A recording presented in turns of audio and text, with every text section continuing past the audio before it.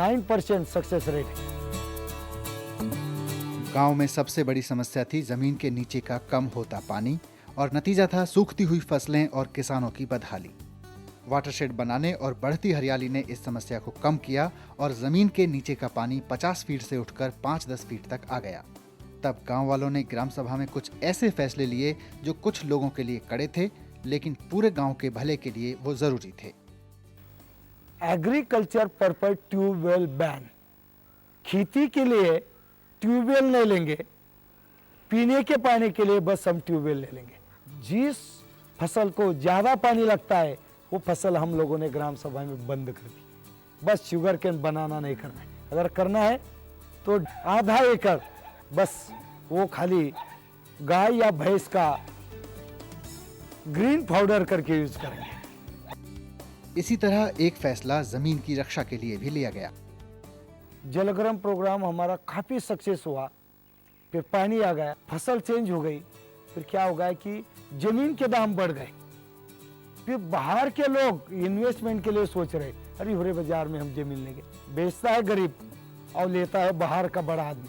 ये अगर ऐसा होगा तो गरीब वापस गरीब बनेगा और जिसके पास पैसा है वो ऊपर आ जाएगा, बड़ा बन जाएगा। फिर डिसीजन लिया गया, ग्राम सभा बुलाई गई कि भाई गांव की जमीन बाहर वालों को बेचना मना कर देंगे।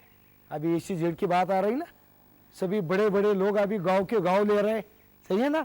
हम लोगों ने 95 में डिसीजन लिया कि हमारे गांव में कोई बाहर वाला की जमीन नहीं ले लेगा। कानूनी तौर से नहीं कर सकते, लेकिन ग्राम सभा के तौर से कम कर सकते। कश्मीर के बाद, कश्मीर में तो 370 कलम है तो हिवरे बाजार में ग्राम सभा का कलम है करके कोई बाहर वाला यहाँ के नहीं। और ये सभी डिसीजन हम लोगों ने ग्राम सभा में लिए।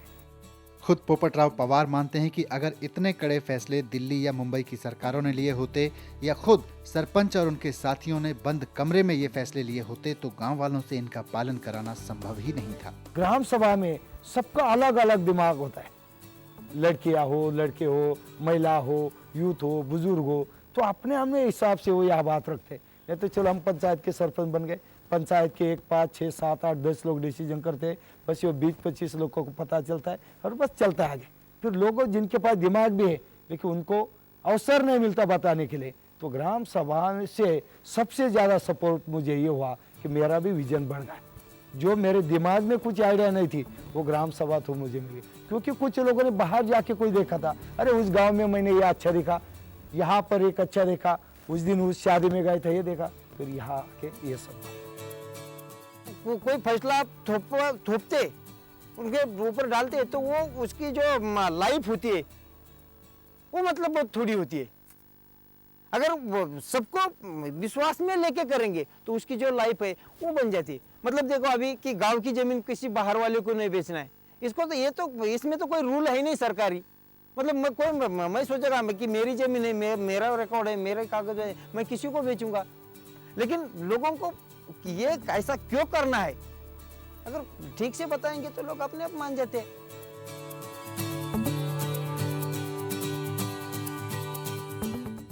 सूचना का अधिकार कानून हर गांव की तरह यहाँ भी लागू है, लेकिन ग्राम सभा के सामने सब कामकाज होने के चलते यहाँ पहले ही सब कुछ खुला है। यहाँ तक कि ग्राम पंचायत के किस खाते में कितना पैसा है ये भी हर महीने एक बोर्ड पर लिख दिया जाता है। यही नहीं, साल के अंत में एक ग्राम सभा में पंचायत के पूरे साल के खर्चों का हिसाब किताब न सिर्फ गांव के लोगों के सामने बल्कि अधिकारियों और बाहर के दूसरे लोगों के सामने भी रखा जाता है। ग्राम सभा में सबके सामने और सबकी राय से फैसले लिए जाने का सबसे बड़ा फायदा हुआ है गांव की व्यवस्था से लोगों का जुड़ाव। गांव में होने वाले हर काम में लोग श्रमदान करते हैं। गांव में से श्रमदान करके वो काम किया लाए पूरा। जब ये सब मिल के काम करने का, मीटिंग भराने का, अगर ये काम करने का होगा तो पूरे गांव को जमा करने का। गांव की जरूरतों के लिए अब यहाँ के लोग सिर्फ सरकारी योजनाओं का मुंह नहीं देखते हैं। उन्हें लगा कि उनके सरपंच के पास गाड़ी नहीं है तो उन्होंने इसके बारे में भी फैसला ले लिया। मुझे पता भी नहीं चला, लेकिन एक 10 दिन के अंदर 5 लाख रुपए जमा हो गए थे। मजदूरी करने वाले एक महिला ने एक दिन की मजदूरी 50 रुपए यहाँ दी और एक कॉलेज गाड़ी हमें। और इसका फायदा ये हुआ कि पूरे गांव के लोग अभी पूरे महाराष्ट्र में घूम के आए। यहाँ का हर फैसला ग्राम सभा में लिया जाता है। ग्राम पंचायत के लोग और कर्मचारी सिर्फ उन फैसलों पर अमल करते हैं। इसी बात ने आज हिवरे बाजार को एक ऐसा चमत्कार बना दिया है जिसे देखने देश विदेश से हर रोज सैकड़ों लोग आ रहे हैं। सामाजिक कार्यकर्ता हों या रिसर्चर, छात्र हों या अध्यापक, केंद्र और राज्यों के बड़े अफसर हों या नेता, सबके लिए ये गांव एक देखने की जगह बन चुकी है। गांव को कई पुरस्कार भी मिल चुके हैं। ग्राम संसद की झोली में अब पुरस्कार रखने के लिए जगह नहीं बची है। हिवरे बाजार के लिए अब अगर कोई पुरस्कार बाकी है तो वो है देश का हर गांव, हर शहर उसके जैसा हो जाए। हिवरे बाजार आज एक जीता जागता सबूत है कि देश की तमाम समस्याओं का समाधान और लोगों की खुशहाली का राजमार्ग अगर कहीं से निकलेगा तो यहीं से कि देश का हर गांव, हर एक कॉलोनी अपने आप में प्रजातंत्र हो, वो दिल्ली और राज्यों की सरकारों के अधीन न हो। हर गांव, हर कॉलोनी के लोग अपने लिए स्वयं ही योजनाएं बनाएं और फैसले लेने के लिए स्वतंत्र हों, यानी सब स्वराज में जिएं। दिल्ली मुंबई में कोई सरकार नहीं, दिल्ली मुंबई में कोई सरकार नहीं।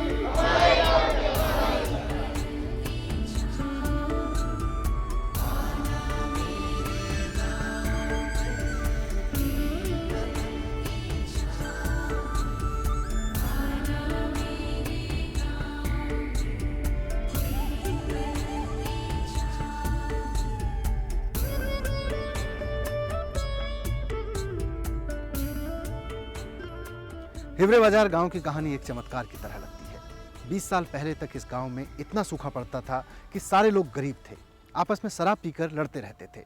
लेकिन यहाँ के युवाओं ने एक नई शुरुआत की और इन युवाओं ने गांव की काया पलट दी। ये युवा कोई चमत्कारी नहीं थे। इस गांव में अगर कोई चमत्कार हुआ है तो बस इतना कि पिछले 20 साल में यहाँ की पंचायत ने जो कुछ भी काम किया है उसका फैसला गाँव के तमाम लोगों ने ग्राम सभा की बैठक में लिया है। और ये चमत्कार कहीं भी हो सकता है, आपके गांव में भी हो सकता है, बशर्ते कि आपके गांव में भी पंचायत के सारे फैसले ग्राम सभा की बैठक में हों। तो ये पंचायत चुनाव एक मौका है ऐसे व्यक्ति को चुनने का जो ग्राम सभा की बैठकें कराए। इस बार अपना वोट मांगने आने वाले हर व्यक्ति से पूछिए कि क्या वो गांव में ग्राम सभा की बैठक कराएगा। उससे सवाल कीजिए कि अगर हम तुम्हें चुन लेते हैं तो क्या पंचायत के सारे फैसले ग्राम सभा की बैठक में कराने की परंपरा शुरू करोगे। ये पंचायत चुनाव एक मौका है अपने गाँव में स्वराज लाने का। ये पंचायत चुनाव एक मौका है अपने हाथ में सत्ता लेने का।